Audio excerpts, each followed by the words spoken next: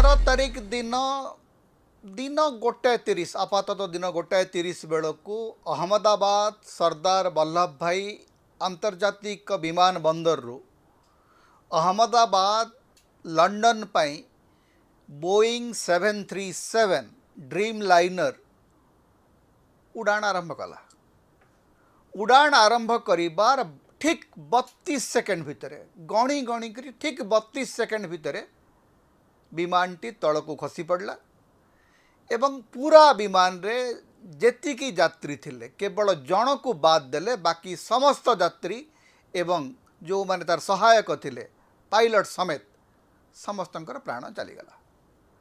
सबुठ दुर्भाग्यर कथा होची जे जतेबेले विमानटी दुर्घटनाग्रस्त होची एवं जाइकरी पाखरे थिबा गोटे डाक्तरी छात्र मानकर गोटे हॉस्टेल सेठी पिटी होची एवं सेठी मध्य अनेक छात्र प्राण हरौचंती।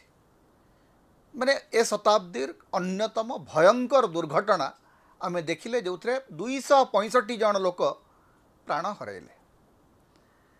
प्रश्न उठुची जे मात्र 32 सेकेंड रे गोटे ड्रीम लाइनर बोइंग विमान दुर्घटनाग्रस्त होची केमती।